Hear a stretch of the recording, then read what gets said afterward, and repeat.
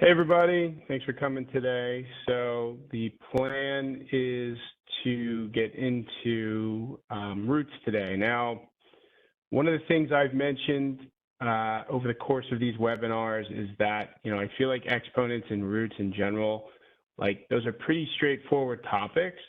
I do think that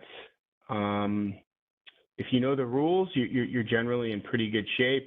One of the things that people struggle with is understanding when you're dealing with taking the square root of an expression versus an equation. And people always wonder, like,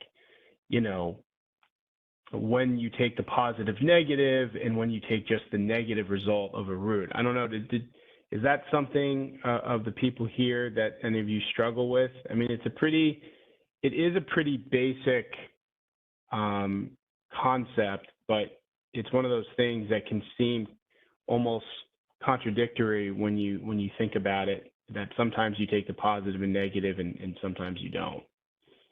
I don't know if that's something that anyone struggles with here. You do struggle with it, or you understand where I'm coming from?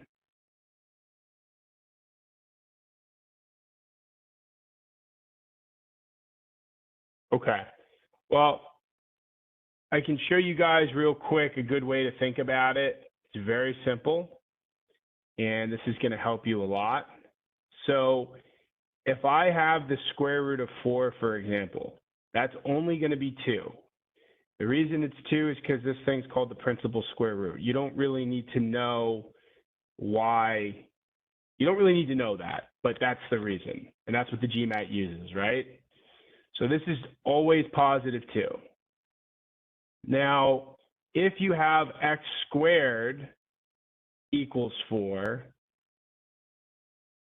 then when you take the square root of both sides of the equation, notice this here was not an equation, this was just an expression. You end up with this. And because you end up with the absolute value of x equals 2, it ends up ultimately equaling out to plus minus 2.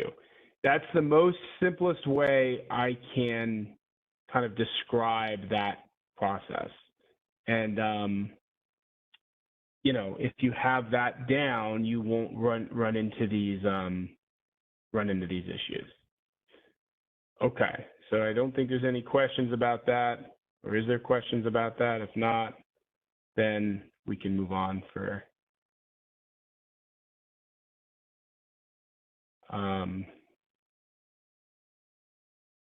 let's see. I don't have any questions. No. Okay. Well. Nope, no questions. All right, let's start with this question here. Give you guys a minute or two, put the answer in the chat box.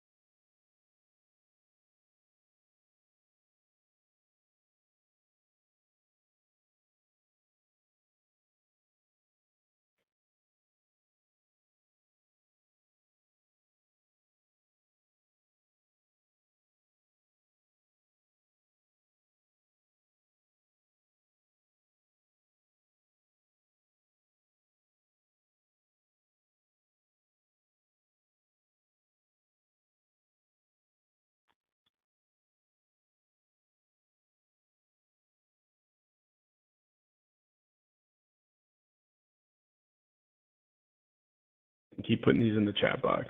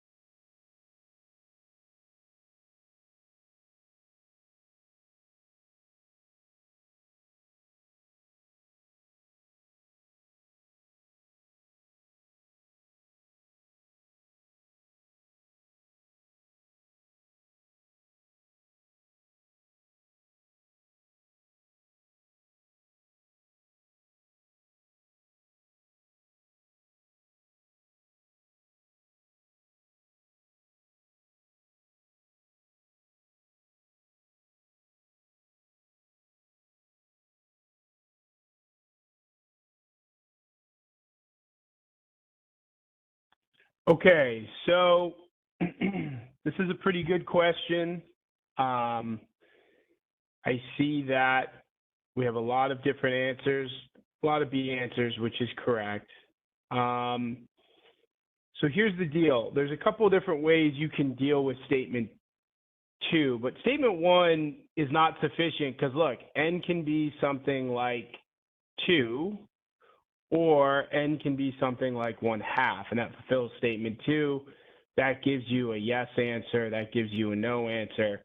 However, with statement 2, there's a couple ways you can deal with it. One nice way is just squaring both sides. Then you get n is less than 1 squared, which is 1. But we also know n is greater than 0.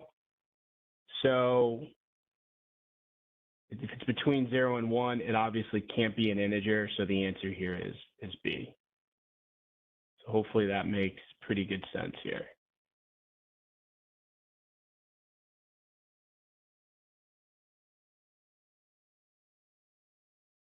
All right, any questions about that? All right, cool. Let's keep going. Well, you know what? There's actually something interesting I want to bring up. Okay, this question isn't that hard, but I just want to bring up a point that people bring up a lot. It's worth. Why did I say n is 1/2? Because it fulfills statement 1, and it's not an integer. So I'm just proving statement 1 to be insufficient. This question isn't that bad, but do it out. There's kind of a cool tidbit I want to bring up that students ask about a lot. So talk about this here. Let's talk about this in a second.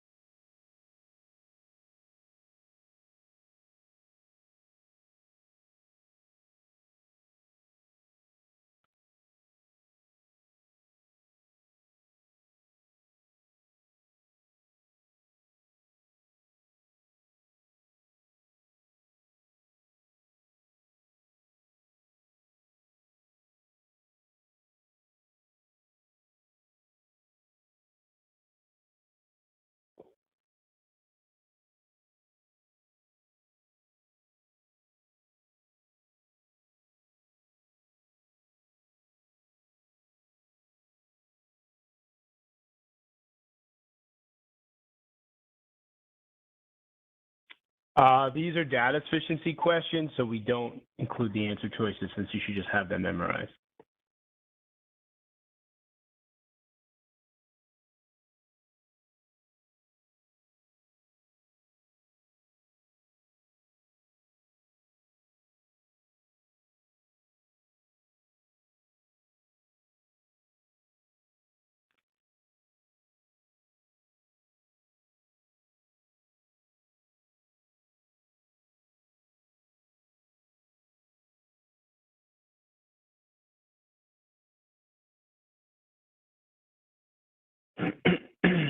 All right, so,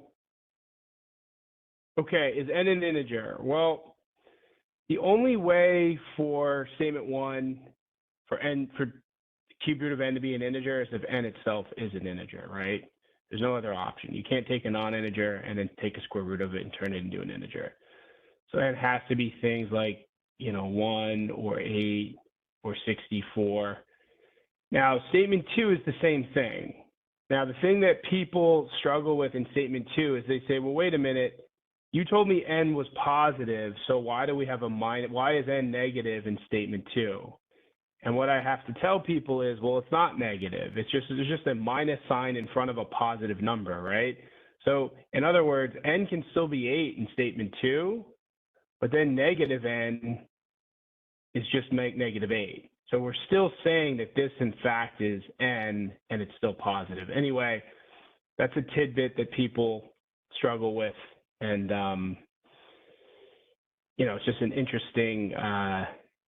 It's an interesting thing that they ask about. So just be careful with that. Just because there's a minus sign in front of the variable doesn't mean the variable itself is negative.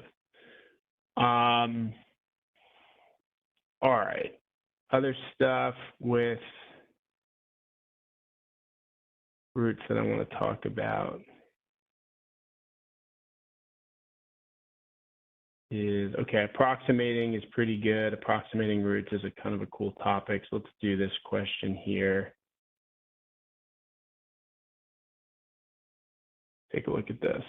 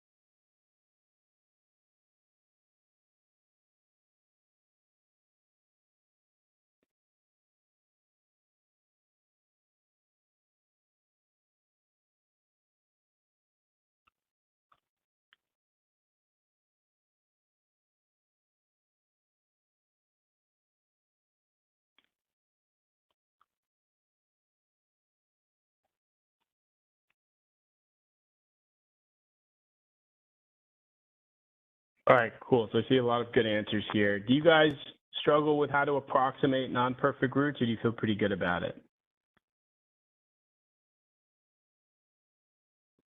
Like, obviously, the first is just 3. So yes, I do have a method. It's pretty simple. What you do is you just find the perfect roots above and below. So if you have the cubed root of 9, it's clear that the cubed root of 8 is right below it. The cubed root of 27 is pretty high above it. So where's the logical value? It's probably about 2.1, right? So all of a sudden you have 3 plus 2.1. And then the fourth root of 9 is somewhat similar. You have the fourth root of 1 here, and then you have the fourth root of 16. 9 is more or less in between, it's a little bit closer to 1, or excuse me, a little bit closer to 16. So, you know, not that you have to be exact, but you could call it like 1.6. Then if you do that out, you'll notice that it's between, that's going to give you 5.1, 6.1, 6.7, so between 6 and 7. That's how I do those approximations.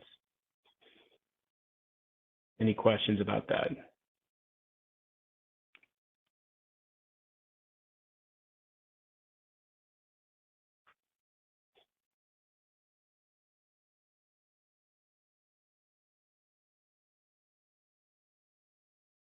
All right, let's keep moving here.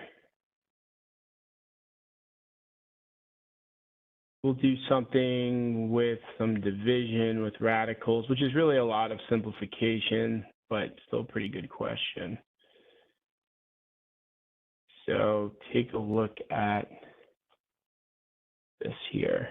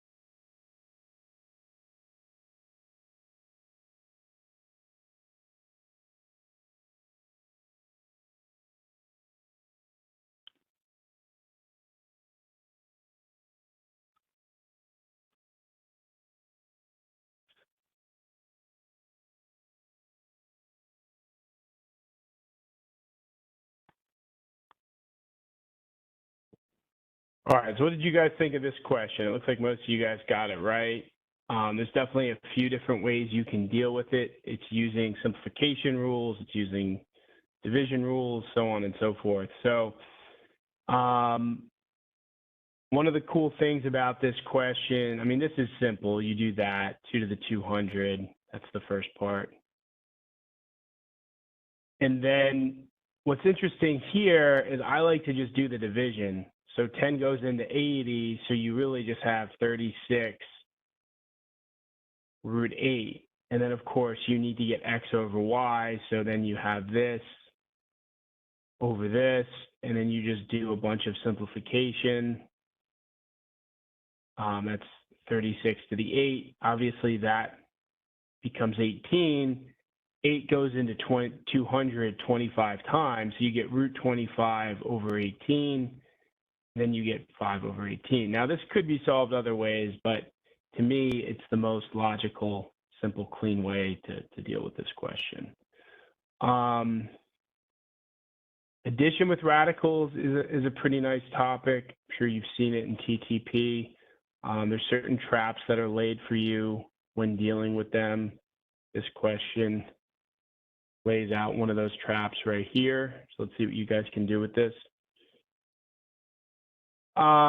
Well, the thing is, that's my point. You can break down the root 200.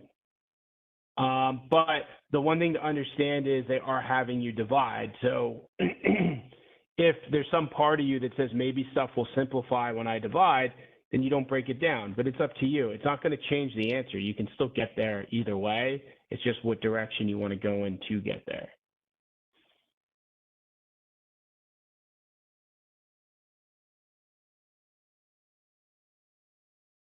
All right, let's do this one and then maybe one more, and then we'll call it. I do have to end this at around 10:30 my time, so in about 7 minutes.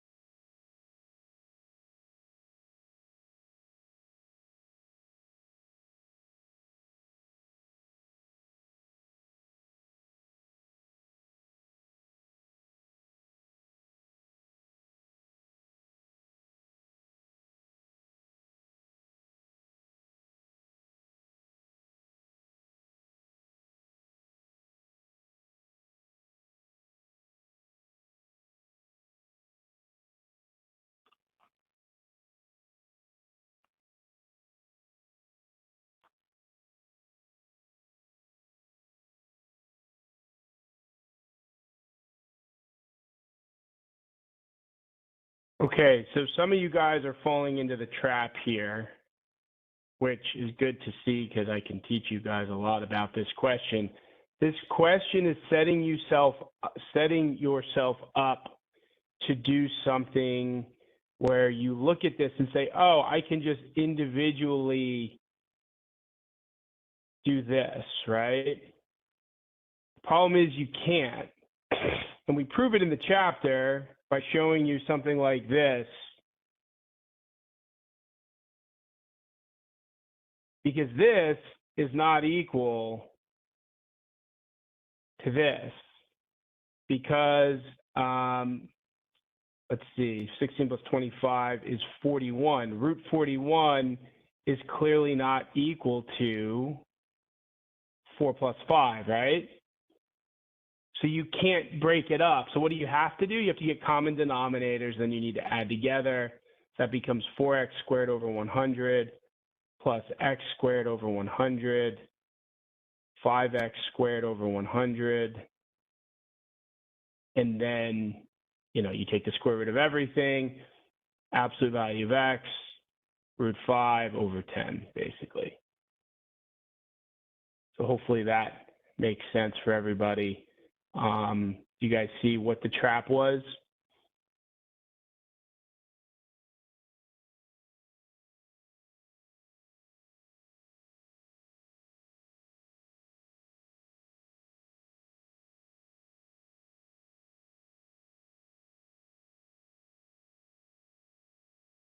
All right, cool.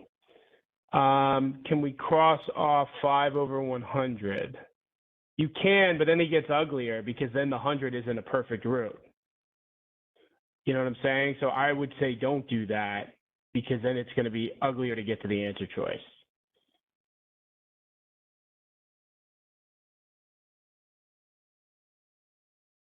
All right, cool.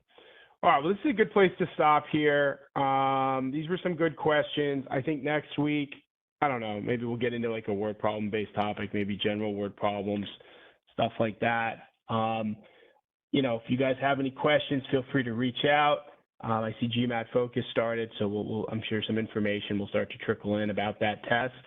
A lot of sounds like so far that the reviews are positive of the test, so maybe that'll be a good thing. The level was about 600, mid 600 questions. So yeah, I'd say so. The testing numbers thing, I wouldn't test here. I would just do it out the way we did. And that's a longer conversation.